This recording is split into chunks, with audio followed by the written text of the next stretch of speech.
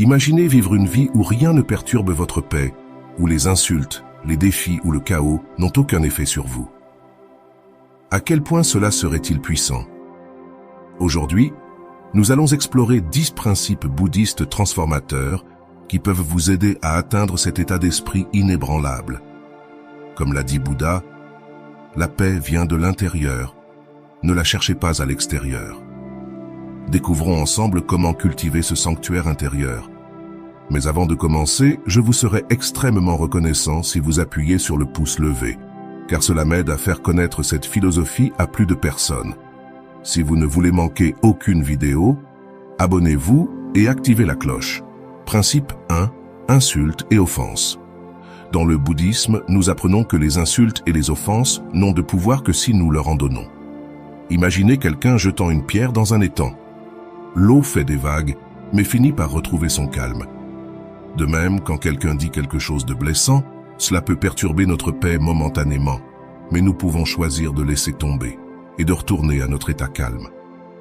Bouddha a dit « Garder la colère, c'est comme boire du poison et espérer que l'autre personne meure. » Lorsque nous gardons la colère et le ressentiment, nous sommes ceux qui souffrent et non la personne qui nous a insultés. Leurs paroles sont souvent plus à propos de leurs propres problèmes que de nous. En comprenant que les paroles des autres reflètent leur propre état, nous pouvons les voir avec compassion, plutôt que de laisser leur négativité nous affecter. De cette manière, nous restons indifférents et maintenons notre paix intérieure, comme l'étang retrouvant son calme après que les vagues se soient dissipées. Principe 2. Transformer tout le monde en professeur. Dans le bouddhisme, nous sommes encouragés à voir chaque personne que nous rencontrons comme un professeur. Chacun que nous rencontrons, qu'il nous apporte de la joie ou des défis, a quelque chose de précieux à nous enseigner. Bouddha a enseigné « En veillant sur vous-même, vous veillez sur les autres. En veillant sur les autres, vous veillez sur vous-même. » En adoptant cet état d'esprit, nous pouvons transformer les expériences négatives en opportunités de croissance. Par exemple, si quelqu'un est méchant avec nous, nous pouvons apprendre la patience et la compassion. Voir les autres comme nos professeurs nous aide à rester ouverts d'esprit et moins affectés par la négativité. De cette façon, chaque interaction devient une chance d'apprendre et de grandir, nous gardant centrés et résilients. Principe 3. Transformer l'envie en émulation. Au lieu de ressentir de l'envie, le bouddhisme nous encourage à transformer l'envie en émulation. Lorsque nous voyons quelqu'un réussir ou posséder des qualités que nous admirons, nous pouvons choisir d'être inspirés plutôt que d'envier.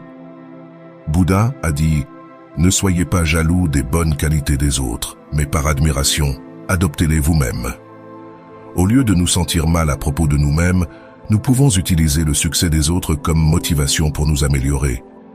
En admirant et en apprenant des autres, nous pouvons grandir et devenir meilleurs sans nous sentir diminués. Transformer l'envie en émulation nous aide à rester positifs et concentrés sur notre propre croissance, sans être affectés par les comparaisons et la négativité. Principe 4. Soyez strict avec vous-même, mais tolérant envers les autres. Le bouddhisme nous enseigne à nous imposer des normes élevées tout en étant tolérants envers les défauts des autres. Nous devrions viser l'excellence personnelle sans être sévères ou critiques envers les autres. Bouddha a enseigné, vous-même, autant que n'importe qui dans l'univers entier, méritez votre amour et votre affection. En étant stricts avec nous-mêmes, nous nous concentrons sur notre propre croissance et amélioration.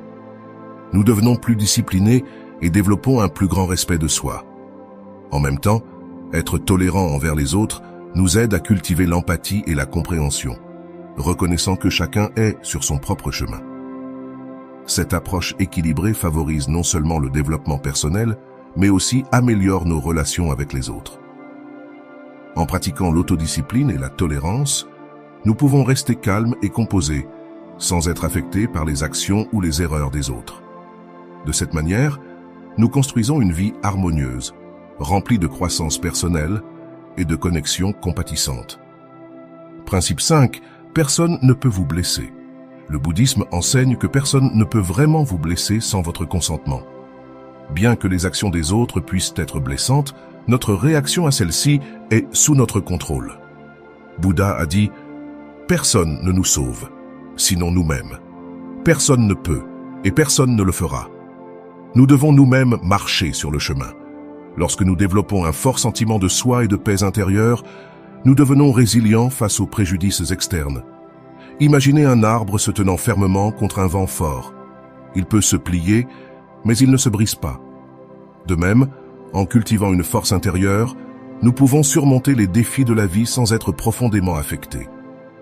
Ce principe nous encourage à prendre la responsabilité de notre propre bien-être, au lieu de blâmer les autres pour notre douleur. Nous nous concentrons sur la construction de notre résilience intérieure. Des pratiques comme la méditation, la pleine conscience et l'introspection nous aident à renforcer notre noyau intérieur, nous rendant moins susceptibles à la négativité externe. Comprendre que personne ne peut nous blesser sans notre consentement nous donne du pouvoir. Cela nous donne la liberté de choisir comment nous répondons aux adversités de la vie, en maintenant notre paix intérieure et en ne permettant pas aux actions des autres de nous perturber. Nous vivons une vie plus sereine et plus autonome. Principe 6. Le pouvoir de l'acceptation. L'acceptation est un outil puissant dans le bouddhisme. Elle implique d'embrasser les choses telles qu'elles sont, sans résistance ni jugement.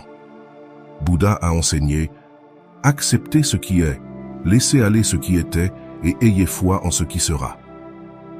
Lorsque nous acceptons les situations et les personnes telles qu'elles sont, nous nous libérons de la douleur de tenter de changer les choses au-delà de notre contrôle. Cela ne signifie pas que nous devenons passifs, mais que nous reconnaissons la réalité du moment présent et y répondons avec clarté et sagesse. L'acceptation nous permet de conserver notre énergie pour des actions positives, plutôt que de la gaspiller en résistance. Imaginez que vous êtes dans un bateau sur une rivière. Lutter contre le courant vous épuisera, mais en acceptant le flux, vous pouvez naviguer plus efficacement. De même, en acceptant les hauts et les bas de la vie, nous nous coulons plus harmonieusement à travers les défis.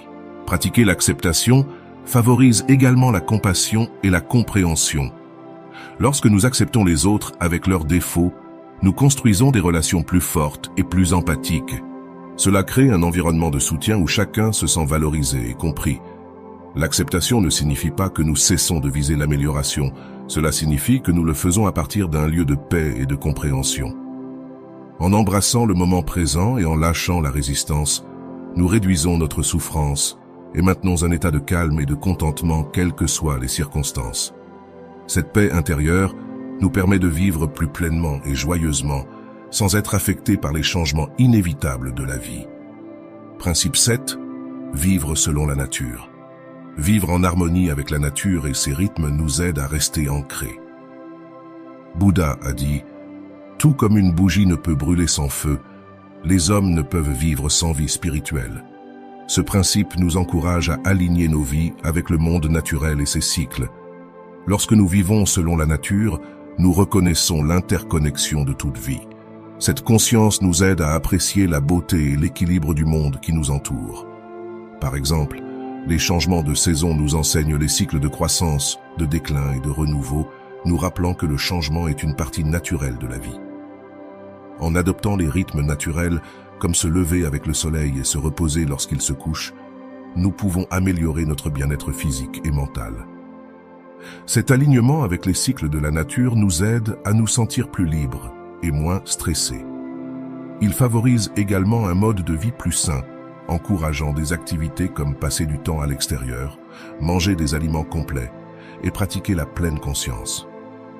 Vivre selon la nature signifie également respecter et protéger l'environnement. Cette conscience favorise un sens de la responsabilité et de la gestion de la planète, assurant que nous contribuons au bien-être de tous les êtres vivants. Lorsque nous embrassons la simplicité et la sagesse de la nature, nous constatons que beaucoup de nos soucis et stress modernes disparaissent. En nous concentrant sur l'essentiel et en laissant de côté les complexités, nous vivons plus sereinement. Inutile, nous créons une vie plus paisible et épanouissante. De cette manière, nous restons indifférents au stress artificiel de la vie moderne, trouvant réconfort et force dans le monde naturel. Incorporer la sagesse de la nature dans notre vie quotidienne nous aide à rester connectés à notre vrai moi et au monde qui nous entoure, favorisant un sens plus profond de l'harmonie et de la résilience. Principe 8. Se concentrer sur une vie éthique. Vivre de manière éthique est central au bouddhisme. Le Bouddha a enseigné « L'esprit est tout ce que vous pensez, vous le devenez ». Cet enseignement profond met en évidence le pouvoir de nos pensées et leur impact direct sur nos vies. Dans le bouddhisme, vivre éthiquement implique d'adhérer à des principes tels que l'honnêteté, la compassion et le respect de tous les êtres vivants. Vivre éthiquement commence par comprendre que nos actions, paroles et pensées ont des conséquences. Dans le bouddhisme, cela est encapsulé dans la loi du karma, qui enseigne que nos actes créent des ondulations qui nous reviennent sous une forme ou une autre. En nous concentrant sur les bonnes actions et le comportement moral, nous construisons une base d'intégrité qui nous protège des influences négatives du monde. Cela signifie être véridique dans nos paroles, gentil dans nos actions et juste dans nos relations avec les autres. Lorsque nous vivons de manière éthique, nous créons un karma positif qui conduit à une vie plus paisible et harmonieuse.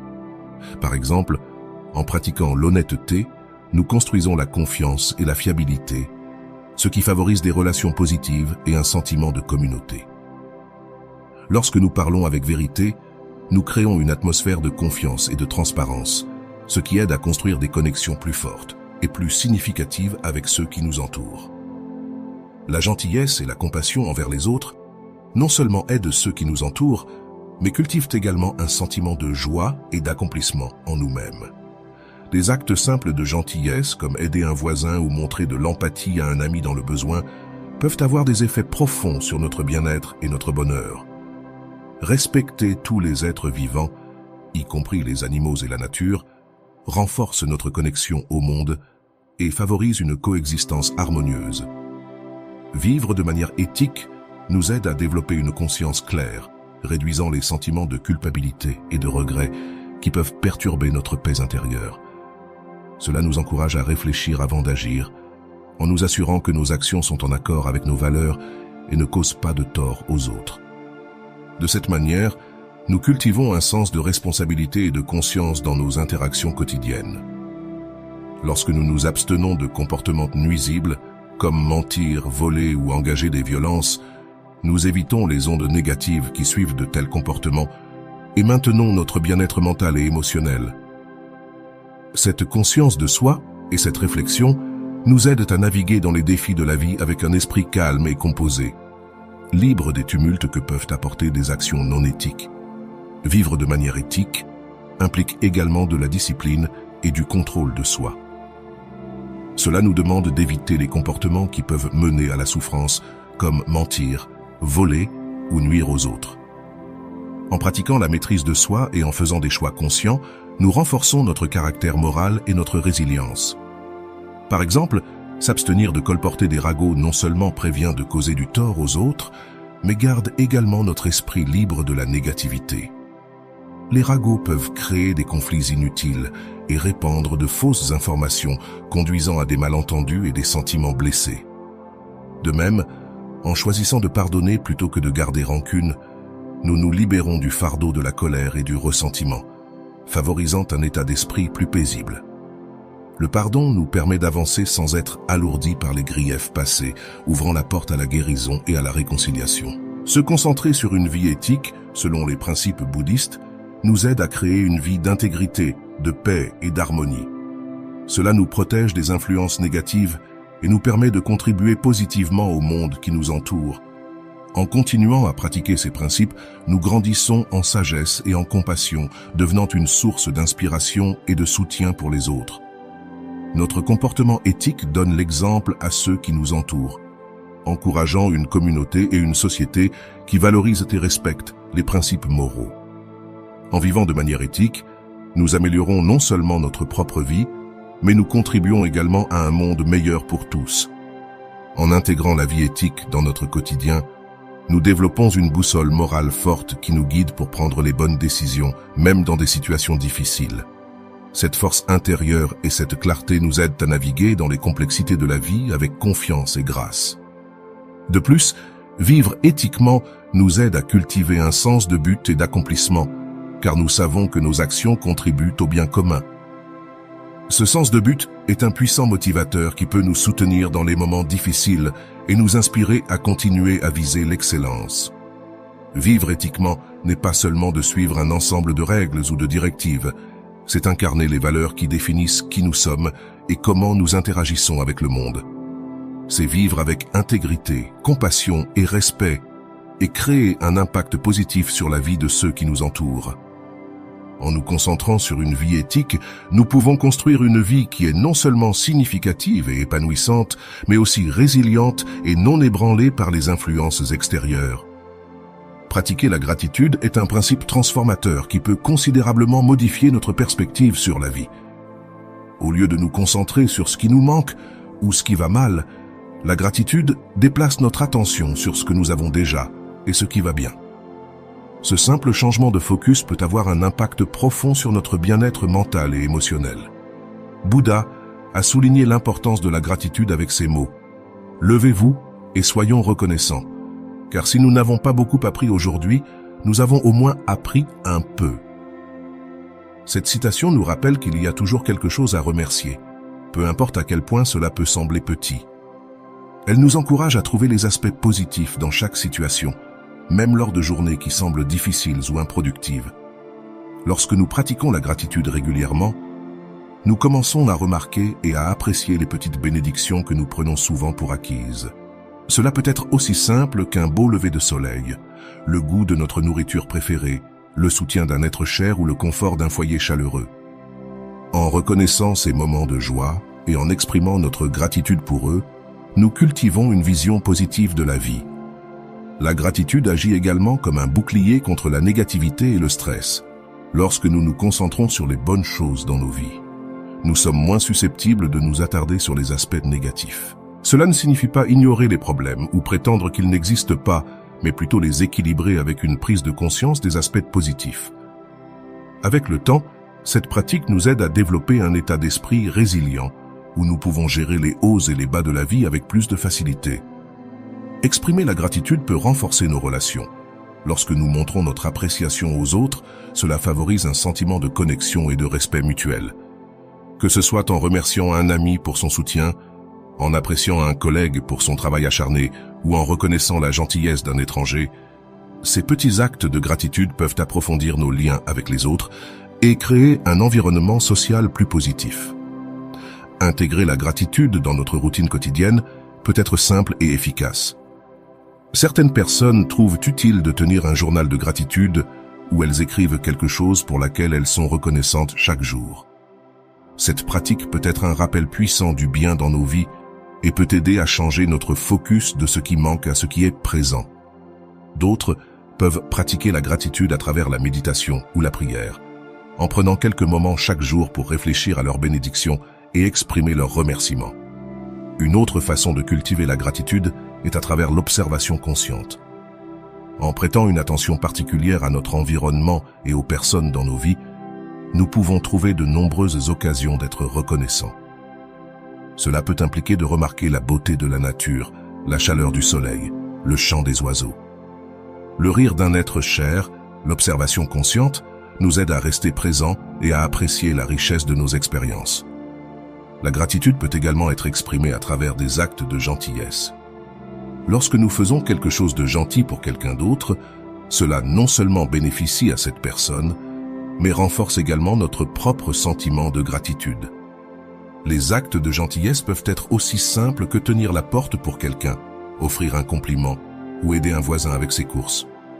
Ces actions créent un effet d'entraînement, répandant la positivité et la gratitude dans nos communautés. En période de difficulté ou de stress, pratiquer l'attitude de gratitude peut être particulièrement bénéfique. Cela nous rappelle que, même dans des moments difficiles, il y a encore des choses pour lesquelles être reconnaissant. Cette perspective peut apporter du réconfort et de l'espoir, nous aidant à naviguer dans les situations difficiles avec plus de résilience. En nous concentrant sur ce que nous avons, plutôt que sur ce qui nous manque, nous pouvons maintenir un sentiment de paix et de contentement, même lorsque la vie est difficile. En reconnaissant et en appréciant régulièrement les bénédictions dans nos vies, nous construisons une vision positive qui nous protège de la négativité et du stress. La gratitude est un outil puissant qui peut transformer notre perspective, améliorer nos relations et renforcer notre bien-être global. En intégrant la gratitude dans notre vie quotidienne, nous cultivons un état d'esprit d'abondance et de positivité, nous permettant de rester indifférents aux défis et à la négativité qui peuvent survenir. Faire confiance au processus et lâcher prise sur le besoin de tout contrôler est un principe fondamental du bouddhisme. Bouddha a enseigné que la racine de la souffrance est l'attachement. Cela signifie que notre désir de nous accrocher à certains résultats, personnes ou choses mène souvent à notre propre souffrance. Lorsque nous devenons attachés à des résultats spécifiques ou à des attentes rigides, nous nous préparons à la déception et au stress. En nous abandonnant au flux de la vie, nous permettons aux choses de se dérouler naturellement sans les forcer. Cela ne signifie pas que nous arrêtons de faire des efforts ou de poursuivre des objectifs. Cela signifie que nous faisons de notre mieux et ensuite relâchons notre emprise sur la manière dont les choses doivent se dérouler. Faire confiance au processus signifie avoir foi que les choses se passeront comme elles doivent, même si ce n'est pas exactement comme nous l'avions imaginé. Imaginez que vous êtes dans une rivière. Si vous essayez de nager à contre-courant, vous vous épuisez et progressez peu. Mais si vous suivez le courant, vous avancez en douceur et sans effort. De même, dans la vie, lorsque nous cessons de résister et commençons à accepter, nous trouvons un sentiment de paix et de calme. Cette pratique du lâcher-prise peut être appliquée dans divers domaines de la vie, que ce soit dans les relations, les aspirations professionnelles ou les défis personnels. Par exemple, dans les relations, nous voulons souvent contrôler la manière dont les autres se comportent ou comment les situations doivent se dérouler. Cela peut mener à la frustration et au conflit lorsque les choses ne se passent pas comme prévu. En lâchant prise, nous pouvons apprécier les gens pour ce qu'ils sont et permettre aux relations de se développer naturellement. Lorsque nous cessons d'essayer de façonner les autres pour qu'ils correspondent à nos attentes, nous nous ouvrons à des connexions authentiques et à une compréhension plus profonde. Accepter les gens tels qu'ils sont, sans essayer de les changer, favorise un sentiment d'harmonie et de respect mutuel. Dans nos carrières, nous pouvons avoir une vision spécifique du succès et nous sentir découragés si nous rencontrons des obstacles ou des détours.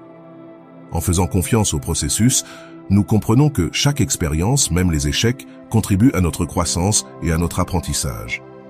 Nous devenons plus adaptables et ouverts à de nouvelles opportunités que nous n'avions peut-être pas envisagées auparavant.